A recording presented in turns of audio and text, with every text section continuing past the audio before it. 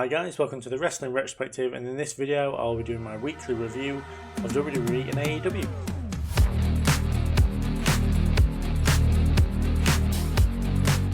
So first up we have Monday Night Raw, where Jey Uso kicked off the show and had a segment with Kevin Owens, which was interrupted by the Judgment Day.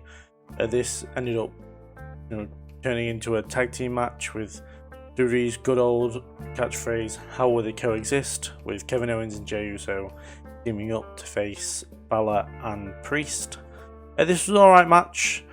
Congrats to Jey Uso, who is now part of the multiverse of main event tag team matches between the Judgment Day, Zayn, Owens, Rhodes, Rollins, and now Uso.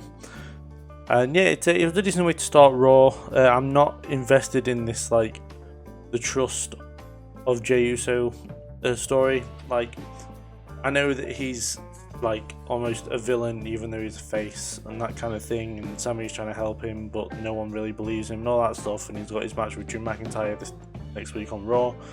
But I don't know, I'm just not that invested. I don't know, I'm curious to see what Jey Uso is going to do on Raw, but like, if it's just going to be every feud's going to be, "Oh, I don't trust you because you were against me when I was facing the Bloodline," then that's going to get old really quickly.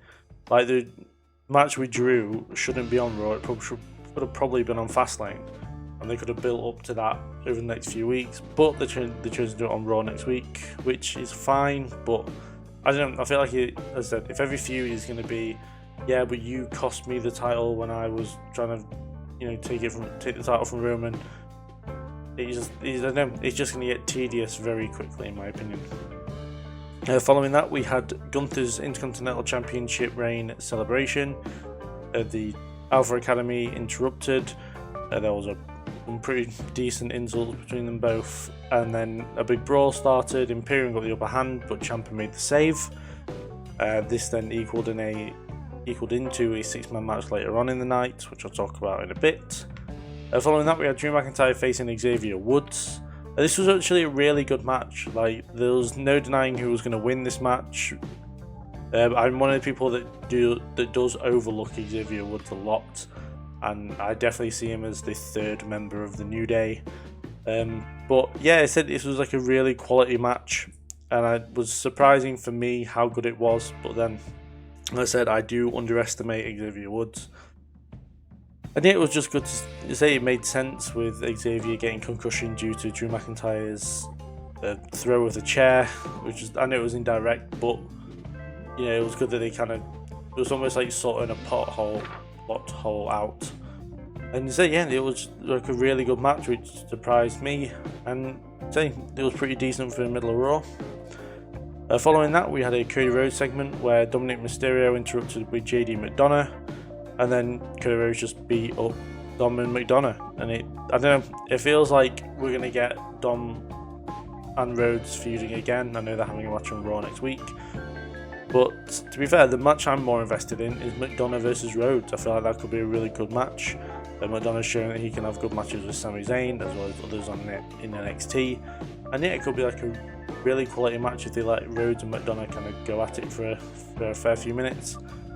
And as far as Dom and Cody feuding again, I didn't see the point of them feuding at Money in the Bank, and I don't see the point in them feuding now. So I'm a bit confused why we're almost taking a step back with Cody when I assumed by this point we'd be trying to put him further up the card so we can start building towards the Royal Rumble, as he's probably a contender to get the win. Following that, we had Shayna Baszler defeat Chelsea Green. This was a straightforward, one-sided squash match. Chelsea got some offense in, but not a lot. But yeah, I said straightforward win for Shayna Baszler, and then Green and Niven attacked Baszler after the match, but Starks makes the save. And it seems we have a new women's team, and they're probably going to be women's tag champions by the end of the month, probably knowing how WWE like to change around the women's tag titles. And then one of them will get injured and they'll have to vacate them again. Because that is pretty much how the women's tag titles go in WWE at the minute. But yeah, so the only real takeaway from that is that Zoe Stark and Shayna Baszler might be starting a team or might not. There was no confirmation, but Zoe Stark made the save to help out Baszler. I can imagine maybe next week on Raw, Zoe Stark will have a match, then she'll be outwomaned and Baze will make the save, and then there'll be a team and it'll be like yay, and then they'll give them the titles because, you know, as soon as a new women's team forms, they have to have the titles immediately, and then one of them will get injured. After that, we had the Alpha Academy and Tommaso Ciampa defeat Imperium. This was a really action-packed match. It was decent overall. I would like to see a rematch between Gunther and Gable at Fastlane, though I feel like this might not happen. It might be Ciampa and Gunther instead. I do find it interesting that Ciampa is getting involved, helping out Alpha Academy when he could just be facing Imperium with Johnny Gargano, but no one seems to have seen Johnny Gargano in months. To a point where Ciampa is even putting out sheets of paper asking people if they've seen this missing man. But yes, I can see this going one of two ways, which is either Ciampa getting an Intercontinental title feud with Gunther, or it's the reform of DIY, and then they help out Alpha Academy. But I would have DIY come back as heels, and they cost Alpha Academy, and then they go into a feud, which I think would be a really, really good feud with some really good matches on it. But either way, I don't feel like Gunther's losing effort for the Intercontinental Championship is coming between Ciampa or Gable. So. And then finally, in the main event, we had Rhea Ripley defeat Raquel Rodriguez to retain the Women's World Championship. This match was really good, easy for me to say. I'm glad these two got the main event spots. From the opening moments, this was a lot better than a Payback match, and it's good and bad. It's good, obviously, because we get it later on, but I don't understand why they couldn't have just done this at Payback. But, you know, they want to blame Dom and all that stuff. I think it's just bad booking, in my opinion. I feel like if they put this match on in the pay-per-view and then just left it at that, it would have been a lot better, because the pay-per-view match was very lackluster. Well, this was really good. It had some really hard-hitting moments with the lariats straight off the bat from Raquel Rodriguez. And it was like a really good transitional wrestling, the finish of the match, not the actual finish, like leading up to it. It was really good. And then the whole whole WWE Universe side in fear, and they cried and just shouting, "Oh no," like I did, because Nia Jax returned. She cost Raquel Rodriguez the match. So, and yeah, I cannot see how this is a good thing. Like, I don't think anything can justify this re-signing other than Vince McMahon wanting to have her back before he isn't the chairman anymore. But yeah, it's just, I think we can all say that, you know, as long as the women are prepared to be injured all the time, it just isn't going to work, in my opinion. I don't know. I hope that she has taken the time to get better in ring, and that she proves everybody wrong and she changes everyone's mind about her as a wrestler. I just can't see that being the case, though. Like, if anything, Rhea Ripley and Raquel are in some real trouble now, because she took them both out. They're both going to want to have matches with her, and yeah, they're going to end up being on the injured list soon, and it's going to be a massive shame, especially if Rhea is out as well. But yeah, this is a really terrible way to finish a really good match, in my opinion. It kind of it didn't let the whole show down, but as I said, it was a really terrible ending to a show, in my opinion. But overall, Raw was alright. I think there was nothing really too bad about it. Nothing kind of stood out as terrible, other than Nia Jax returning right at the very end. But yeah, it was one of the better wrestling shows of the week, in my opinion. And yes, other than the terrible finish, it was pretty decent. Following that, we had AEW Dynamite. The show kicked off with Jon Moxley defeating Big Bill to retain the International Championship. This was a decent match. I thought that it was good that Moxley kind of had wrestled as the face, even though over the last few months he's been a massive heel. And yeah, I did think it was interesting going in. They were doing a heel versus heel feud, but it made perfect sense as they were in Cincinnati, which is obviously where Moxley is from. And yeah, it was just a really good way to start. I think I didn't think much of this match going into it, as I don't highly rate Big Bill as a major player. But yeah, this was actually really good, and With Moxley definitely put over Big Bill, you know, having single punches take down Moxley, which is incredibly unusual for the way that Moxley wrestles. And yeah, it was just positives all around for me, and a really good way to start off Dynamite. And Jon Moxley gets, I think, his third title defense in like 4 matches for Moxley, which is really good. And yeah, it was just a quality way to start off Dynamite. Following that, we had Konosuke Takeshita with Don Callis set sights on Kota Ibushi. Again, they're just trying to... Obviously, Kenny's taking some time off from what I can tell, therefore he's going to target his friends. Obviously, one of his best friends is Kota Ibushi, and it makes perfect sense, and the matches they'll have will be really cool. I assume they'll probably have a match at Wrestle Dream, as a lot of it is obviously for Inoki.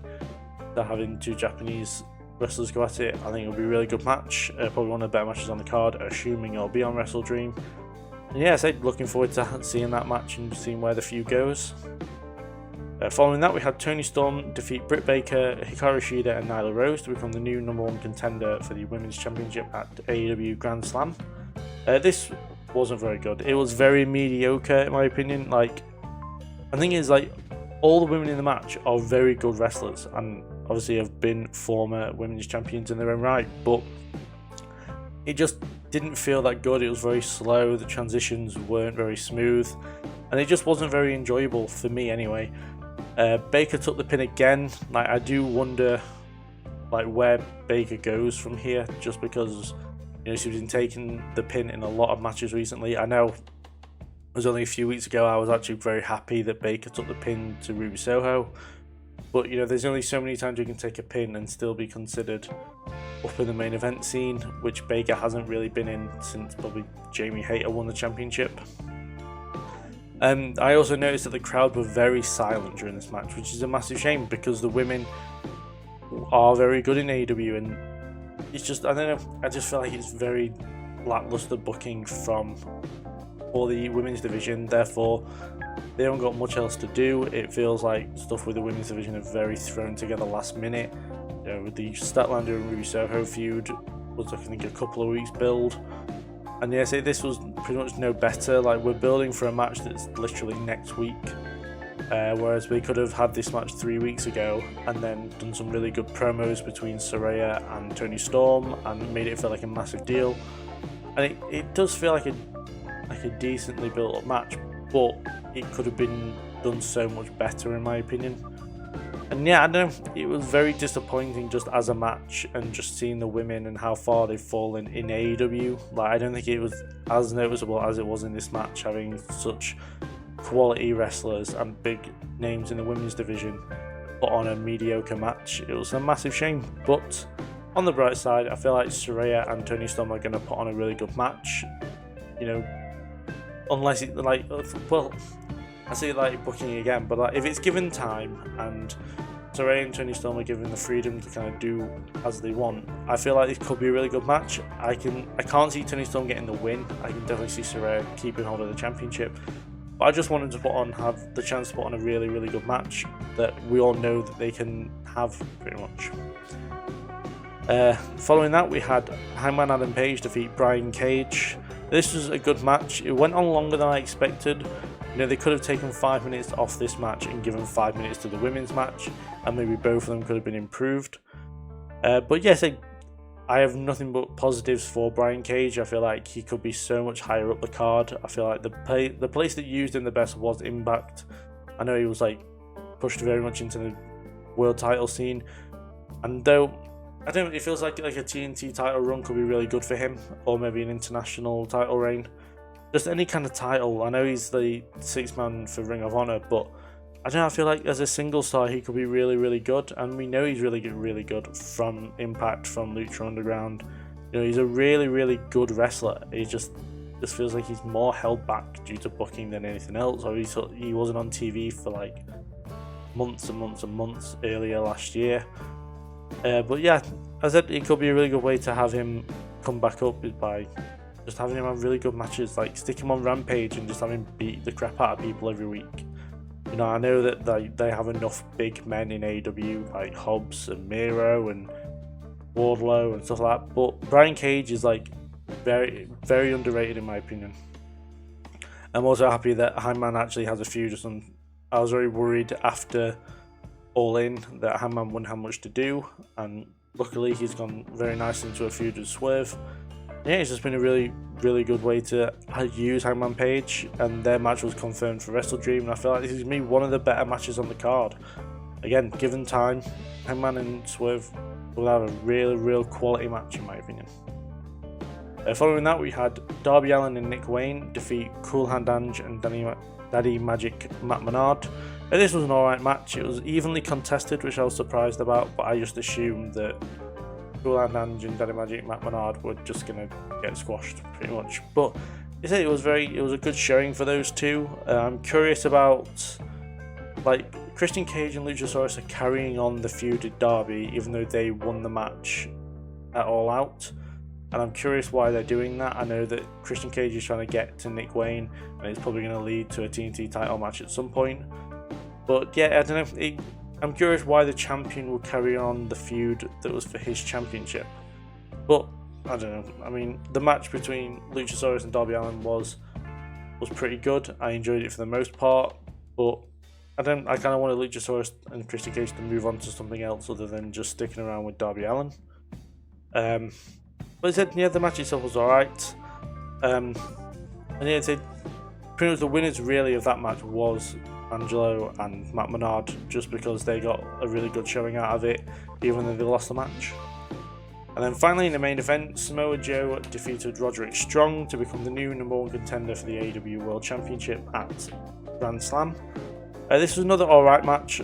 Strong put in a really good performance. But what I took away from the match was Joe was quite clearly going to win this match. Like, in my opinion, Joe was the winner from the get-go. If it weren't Joe, it was going to be Darby Allin. So I was surprised when Darby Allin went out so early. But after, the thing is, at the moment, Joe's been having like a really good run in AEW. He had the really cool promo with MJF. He's put on decent matches in this tournament every week. And yeah, he's just kind of been, while Matt hasn't been on TV that much, Joe has been killing it. And I feel like they're going to have a real quality match at Grand Slam next week. But yes, the tournament as a whole I found very mid, having Trent Beretta and there was someone else who I didn't feel like should have been in it. It didn't feel like a world title tournament pretty much, and as I said, it was clear from the beginning that either Samoa Joe, Darby Allin or Roderick Strong were going to get the win. I'm glad that Roderick Strong didn't get the win, because I feel like Joe has a chance, but I'm pretty confident in saying that Max is going to retain. Whereas if Roderick Strong had won the tournament, I would have gone 100% Max and probably even had Max squash him on the night. But yeah, I think Grand Slam is going to be a really good show. It feels like a pay-per-view caliber week on weekly television, which is always fun. And yeah, I think I don't want to ramble too much, but as I said, this was actually a really good episode of Dynamite. The wrestling was okay. It was quality for the most part. The women's match did let it down, but for me, the hot streak has been Jon Moxley and Samoa Joe have been killing it at the minute, especially Samoa Joe. The great promos. The feud with Max has been really entertaining, and you know we all know why, we all know the past between MJF and Samoa Joe with the push in NXT, and yeah, it was just a really cool way to circle back round to that and gives Max something to do between All Out and Wrestle Dream. And yeah, I'm curious to see what Max will do at Wrestle Dream, or whether it'll be like a rematch, or whether he has a match with Roderick Strong maybe. But yeah, this was all positives apart from the women's match in my opinion as a show, and I'm very much looking forward to Grand Slam next week. Next up we had SmackDown. The night kicked off with Pat McAfee cutting a promo, being interrupted by Austin Theory, and then we had the return of The Rock. I'm shocked The Rock actually showed up. There was rumours that Pat McAfee and Rock was around SmackDown, but I'm shocked that they actually did stuff on screen with The Rock that wasn't to do with the Bloodline. Like, everyone has been talking about how they want Rock and Reigns at WrestleMania 40, and when Rock actually shows up, he has a little thing with Theory, and they do the whole shtick of The Rock's catchphrases and other people doing The Rock's catchphrases, and them having to bleep out The Rock on TV because he's calling everybody an arsehole. Well, not everybody else. He's calling Austin Theory an arsehole, but everybody in the crowd is doing it, so they have to cut it out. But yeah, I think this was a really fun way to start off SmackDown. As I said, I'm surprised they got The Rock in to not do Bloodline stuff. But you know, when Roman's not around, they're not going to do stuff with The Rock and Roman. Does this mean The Rock's going to be around for WrestleMania? Not necessarily. I know a lot of people have been fantasy booking now that he showed his face in WWE, but I feel like it was just a last-minute decision while he was in the area.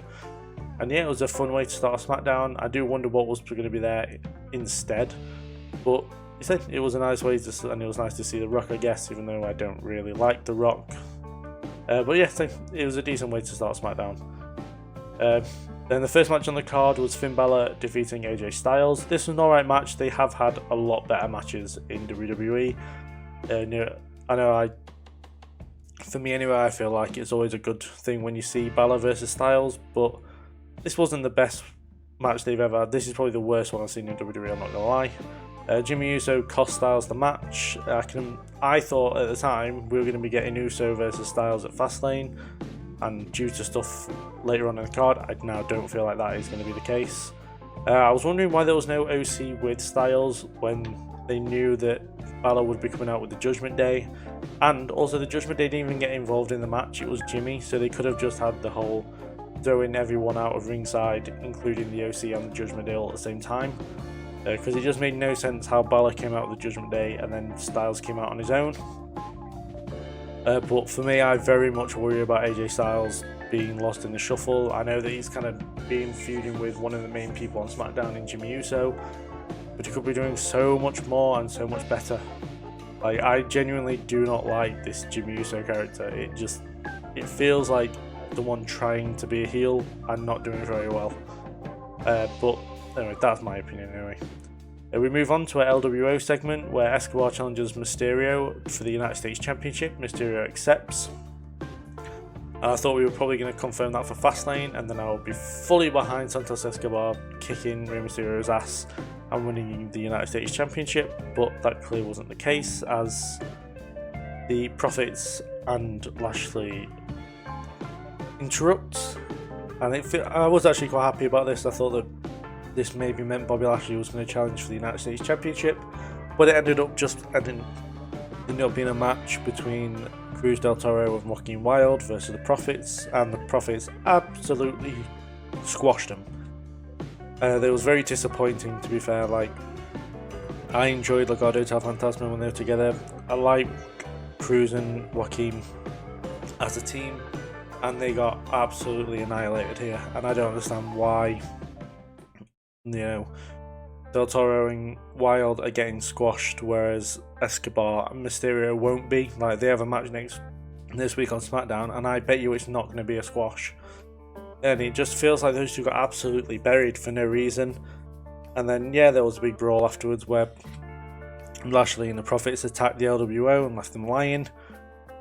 I think it's going to be a decent feud. I feel like having Escobar, Del Toro and Joaquin Wilde against Lashley Profits will be a really good six-man match. But I think with Lashley and that confronting the Judgment Day last week and then this week, it feels like they're going for the US and Tag Team Championships, which I'm all for. I do like the thought of having Bobby and the Profits as champions all at the same time. But it also feels like they're trying to do too much with them. Like, I'm more than happy that Lashley's back on TV. He's been missing for a long time. I can't remember the last time he had a pay-per-view match. I think it must have been before WrestleMania, because he wasn't on the WrestleMania show. Like, he came out, did an entrance, showed off his trophy, and that were it. But I don't know, I expected more out of the LWO. Like, I'm not the biggest fan of it because I don't like Rey Mysterio. But Escobar, I'm a huge fan of, and I genuinely hope that he's the one that takes the US title from Rey Mysterio. Following that, we had LA Knight defeat The Miz. This was a really good match. Both continue to show they have really good chemistry, and it was just a decent match. It wasn't as good as their match at Payback, in my opinion. Or maybe I just concentrate too much on John Cena being the referee in the Payback match, but I digress.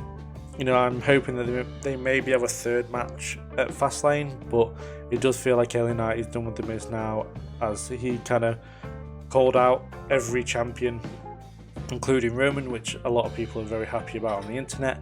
But in my opinion, as I've just said, give this man the US title and he will elevate that thing to where it should be. Like, I feel like the United States Championship has dropped off so much with Theory and Rey Mysterio being champion. But give it LA Knight and it will feel prestigious again, and he'll just have a really good mouthpiece to go along, and somebody who should be a champion being champion. Whereas, I feel like Rey Mysterio is definitely letting the title down. We don't see it as much. But, I mean, give him any championship and he'll elevate it. So, if it's going to be a pursuit for gold now for LA Knight, I'm fully behind it, and I hope he gets any championship he goes for. Following that, we had Asuka defeat Bayley. This was a decent match, but it's to be expected from these two. It was pretty mid-booking, having Shotzi cost Bayley the match. I almost forgot that Shotzi and Bayley were in a feud because of the concentration on Io and Asuka. Speaking of Io and Asuka, the fact they're having their match on SmackDown a couple of weeks before a pay-per-view is very annoying to me, as I genuinely think that Io versus Asuka is a main event pay-per-view match. But unfortunately, they're probably just going to get the main event of SmackDown, which is good, but it just shouldn't be on free television. It should be a really high-quality wrestling match. They should be on a pay-per-view. And, I think that Asuka and Io are two of the best, women's wrestlers on the roster. It just annoys me the fact that they're letting these matches out on Raw and SmackDown when they could be on the pay-per-view and putting really good builds to them. But yeah, I don't know, the match, everything itself, this was the last match on the card. And apart from LA Knight and The Miz, all the matches were actually quite low quality on this show. And it's really disappointing to see, as SmackDown a few weeks ago was full of really good wrestling. But yeah, the squash match with Lashley and the LWO, Balor and Styles was alright. Asuka and Bayley could have been really good, but due to booking and having Shotzi interrupted, it was pretty mid. And yeah, I know there was a couple more matches that I didn't address because they didn't really mean anything. Same thing on Raw as well.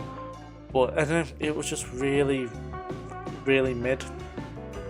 And speaking of mid, we had to main event the show. We had the Grayson Waller effect with the special guest John Cena, who didn't say a single word into a microphone. I don't understand how you can have John Cena come back for a few months and they have a segment where he says nothing. He didn't even say anything to The Rock. It was just I don't understand how this works.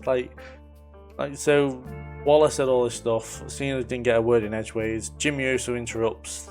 Jimmy and Cena brawl. AJ Styles, and then Solo Sikoa comes out. He gets in the face of John Cena. AJ Styles makes the save. It's just it's so typical WWE booking. It's boring as fuck, honestly. It's so tedious. So yeah, I think at Fastlane we're going to get in Jimmy and Solo versus Styles and Cena. Styles and Cena will be a great team, but it's such a mid feud. I'd even have Styles and Cena feud again rather than have this. I really don't care about this. I like the people have been comparing Solo and Cena being face to face to Umaga and Cena being face to face back in 2006 or 7, sorry. But I said it's just very, very meh. I'm not really that bothered about Cena and Styles versus Jimmy and Solo. I don't get why Jimmy and Solo are even helping each other. They're supposed to be separating from the bloodline, at least Jimmy is, and yet he's not really. And this whole bloodline thing is taking such a step back. It's such a disappointment. I remember just only a few months ago, we were hanging on every piece of content for the bloodline, wondering what was going to happen next. And now it's just, I don't really care that much. It hit its peak, and now it has just died completely, in my opinion. Roman has to seriously have to do something when he comes back to make us invested again. I know that the idea is going to come back for the show in Saudi Arabia, and that the most rumoured match I've seen for it is going to be against AJ Styles, which I'm fully for. I really enjoyed their feud back in 2016, I think it was. And I'm hoping that they have some really good matches there, maybe at Survivor Series and at Crown Jewel. But this as a whole was really, really meh. I don't care for Cena and Styles versus Jimmy and Solo. Jimmy and Solo shouldn't even be teaming up. I hate the fact that they are, and I hate how they've completely wasting John Cena being back. He should be having quality feuds, putting people over, and having it be Jimmy and Solo, I'm not for. And yeah, just SmackDown as a whole, I don't understand how you can start a show with The Rock, finish a show with John Cena, and the show, in my opinion, still be considered as mid. Like, it makes no sense to me at all, and it's really disappointing from WWE here. I'm very unhappy with how SmackDown was. So following that, we had AEW Rampage. It starts off with the Lucha Bros and the Hardy Boys teaming up together to defeat Jay Lethal, Jeff Jarrett, Butcher and the Blade. This was an okay match. It kind of went how I expected it to go. I did notice that Hardys didn't really do much. Like, Matt Hardy took most of the offense from the heel team, but as soon as the Lucha Bros came in, it was more or less their match. And they went on to get, and Rey Fenix went on to get the win. I think this builds a decent amount of momentum for Rey Fenix's match with Jon Moxley on Dynamite next week at Grand Slam. And yeah, I put in my notes Righteous and the Hardys feud, but they had their match on Collision, which I didn't realise was going to happen until the end of Rampage, after I'd written my notes for it. So, but yeah, I'll be honest with you, as of now, I'm not really that bothered about the Hardys anymore. Like, I kind of would rather see them every so often rather than every week. I feel like they're better going down to part-time and just doing stuff that way. Jeff doesn't look great in the ring anymore. Matt is better than probably Jeff at the minute, in my opinion. And I know they're just not as enjoyable to watch. And in my opinion, and also with the Lucha Brothers, I feel like they should be doing more higher up the card as a tag team. I would like to see them have another match with FTR. I know they had it was Full Gear a couple of years ago, they had a match. I feel like the current state that FTR are in, they're just really hot at the minute, and say the Lucha Bros being back as a serious tag team would be really good. But yeah, the match itself was okay. It seemed to go by very quickly, and it was 1 minute Matt Hardy was getting the crap beaten out of him, and the next minute Rey Fenix was getting the win, which didn't make it that enjoyable. But as I said, it was a good momentum switch for Rey Fenix going to his match with Moxley. Following that, we had the Kingdom defeat Matt Sydal and Christopher Daniels. This was a decent match. It was a really good showing for the Kingdom. I'm personally a big fan of Mike Bennett from when he was in Impact. So I'm glad to see him wrestling on TV more. I do feel like, as far as like storylines go, for the Kingdom, I feel like they should be getting more wins on AEW television, whether it be Dynamite, Rampage or Collision. Then they can maybe build up to a feud with MJF and Adam Cole for the Ring of Honor Tag Team Championships. Or maybe even, I feel like they should even take the Ring of Honor Tag Team Championships from them, just so there's that kind of revenge for the Kingdom and Roderick Strong over Adam Cole, but it doesn't affect the world title scene with MJF and Adam Cole as well. But essentially, it was a really good showing for the Kingdom. I've never seen Matt Sydal and Christopher Daniels team together. They seemed really good. I know it's more of a Ring of Honor thing, and as I've said multiple times, I don't watch Ring of Honor. But I was really happy to see Mike Bennett on TV and the Kingdom getting the win. After that, we had the Acclaimed and Billy Gunn take on Peace Avalon and two other guys who I honestly didn't know the names of, and they didn't put their names on screen, so I don't know what they were called. I do apologise. Well, this was pretty much a squash match. There's really not much else to say about the match. It was over very, very quickly. Yeah, and then the Dark Order came out and challenged the Acclaimed for the Trios titles, and then they made a singles match for Collision, and then they kind of messed all that up on Collision or something. I don't know. It was really it seemed to be very last minute thrown together, in my opinion. But I said the Acclaimed versus Dark Order should be really good as a 6-man tag, which I think they're doing next week on Grand Slam. Following that, we had Aussie Open defeat Damian Chambers and Lord Crew. Again, another squash match. I think it was just a way to get Aussie Open on TV, and they challenged FTR for the tag titles on Collision. But to say for this one, it was not really much else to say. It was a squash match, and it was just a way to get them on TV. And finally, in the main event, we had Chris Statlander defeat Jade Cargill to retain the TBS Championship. This was a quality match. It was a really, really good way to finish off Rampage. As a whole, Rampage was pretty mid up to this point. I wasn't really enjoying it all that much, but these two absolutely tore the house down. They stole the show completely. The transitions in the final moments were brilliant, especially the attempted discus lariat from Statlander that Cargill reversed into a chokeslam was really cool. And yeah, I think I like how their show. I liked that. I liked how they showed Statlander had done her homework on Jade, because multiple times Jade went for Jaded, and Statlander was very quickly out of it and reversing it and getting more offense in. And yeah, I think if this was going to be Jade Cargill's last AEW match, this was a really, really good way to go out, and really shows her abilities in ring. And also she had that really, really good championship reign, and I said this is a great way to head out of the company in my opinion. And then yes, Statlander and Baker had their match on Collision, which I'll talk about in just a moment.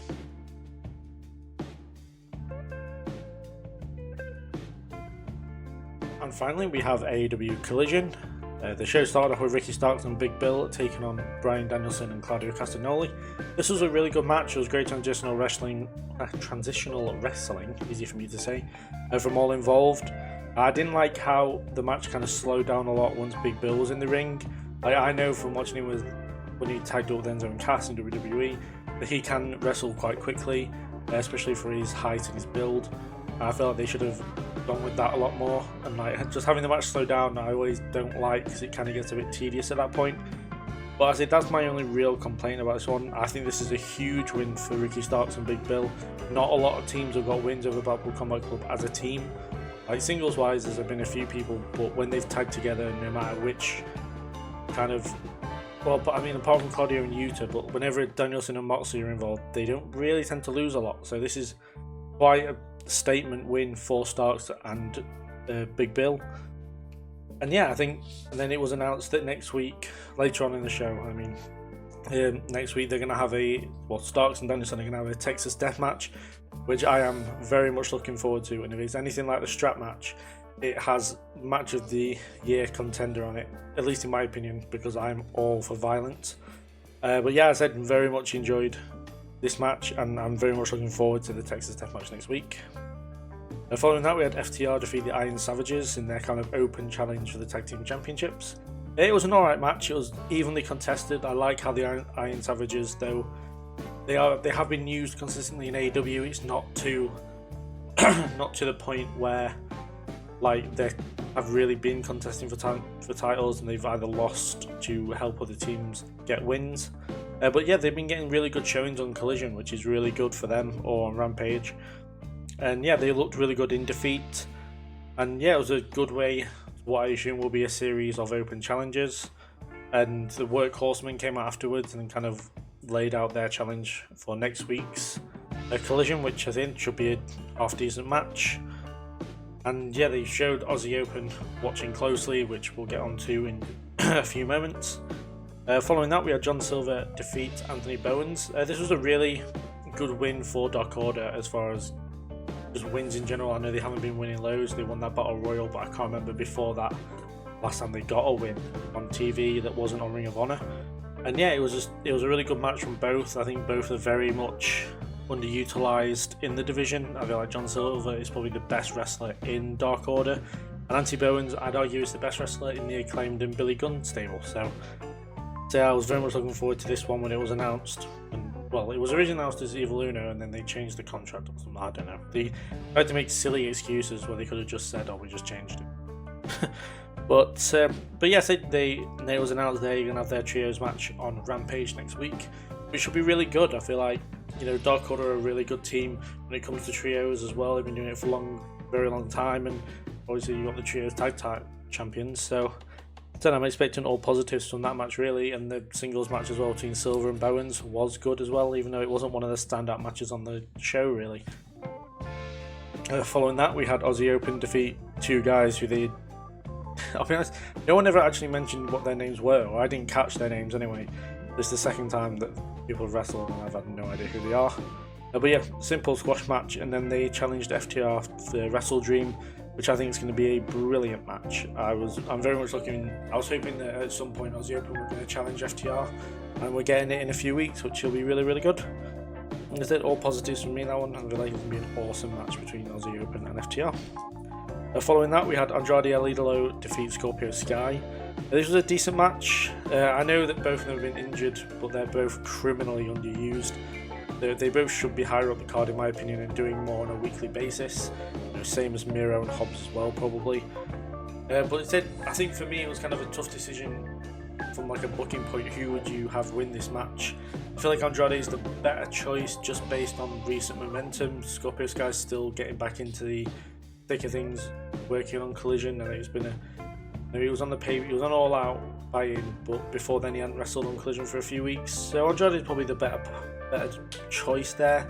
But both of them should be so much higher up the card, and both of them are very, very good. This could one day main event a pay-per-view, in my opinion, let alone just be a middle of the card match on Rampage. Collision, sorry. And then Jay White came out, and it was shown last week that Andrade was watching Bullet Gold. So Jay White came out and confronted Andrade about it, and there's going to be a match next week between Andrade El Idolo and Jay White, which I think is going to be an absolutely show-stealing match given time, because both of them are absolutely fantastic, and two probably my favourite people on Collision at the minute. So I'm very much looking forward to that one. And then in the main event, Kris Statlander defeated Britt Baker to retain the TBS Championship. This was a quality match. It wasn't as good as the match at All Out a few years ago, but it was still great nonetheless. It was lovely transitional wrestling. The Destroyer into the Angel's Wing into the Stomp. I thought that was it. I thought Baker was going to be the new champion. So I was quite shocked when Statlander kicked out. And I thought again that Baker had the submission win when she had the lockjaw in, stood up, and then eventually Statlander and then knelt down and was down on the rope, not on the ropes, but she was down on the ground, and I thought she was going to get the tap out win, and then Statlander very cleverly reversed the lockjaw into the pin and got the win.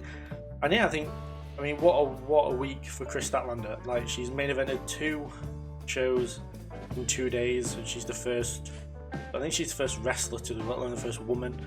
And it was just a real quality way to show the TBS Championship and show that it's almost not a secondary title to the Women's Championship. As in my opinion, Statlander's 2 matches this week with Cargill and Britt Baker were way better than the Fatal 4-Way match the women had for the #1 contendership on Dynamite. And I am curious to see where Britt Baker goes from here, just because she's eaten so many defeats, she's eaten so many pins recently. I'm not sure what happens next, whether she takes some time away, but then every time I predict someone's going to take time away, they don't. Like Orange Cassidy and Darby Allin, I thought were going to take time away after All Out, and then didn't. So I don't know, I'm not sure. I'm hoping this might lead to a Jamie Hayter return at some point, but then I don't know how far away Hayter is from returning.